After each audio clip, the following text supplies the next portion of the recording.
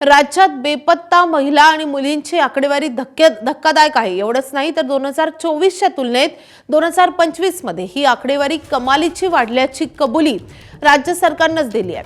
2024 मध्ये 45,662 महिला बेपत्ता झाल्यात।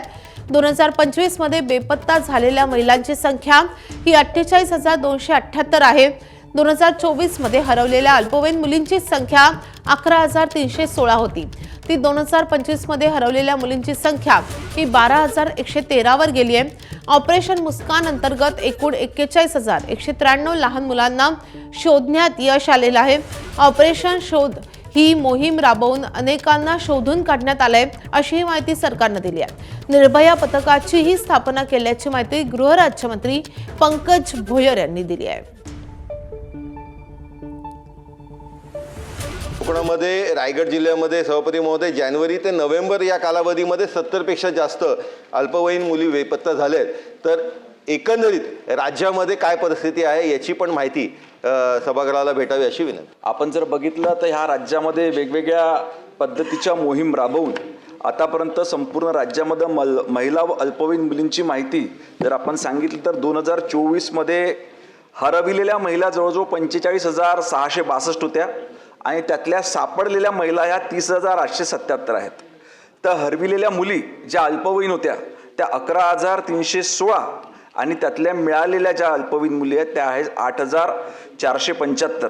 त्याच पद्धतीनं 2025 मध्ये 48,278 महिला हरविल्या होत्या, त्यातल्या 36,581 सापडल्या आणि अल्पवयीन मुली ह्या 12,113 आणि त्यातल्या मिळून आलेल्या 10,295 अशा पद्धतीच्या घटना संपूर्ण राज्यामध्ये झाल्या।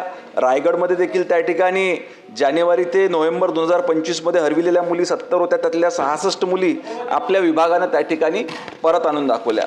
याच्याकरिता अधिक वेगानं ही कार्यवाही व्हावी याच्याकरिता संपूर्ण देशभरामध्ये केंद्र सरकारच्या गृह मंत्रालयानं ऑपरेशन मुस्कान त्या ठिकाणी राबविलं आणि या ऑपरेशन मुस्कानच्या माध्यमातून देखील आपण मोठ्या प्रमाणात त्या ठिकाणी हरविलेल्या महिला असो किंवा हरविलेल्या आपल्या अल्पवयीन मुली असो त्या ठिकाणी शोधून काढलेल्या आहे।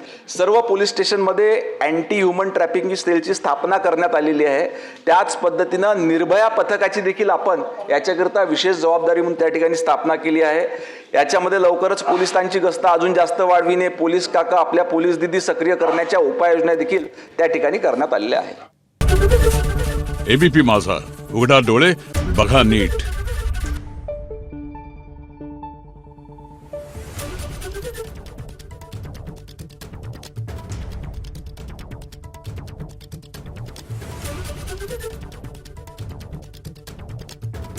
Thank you.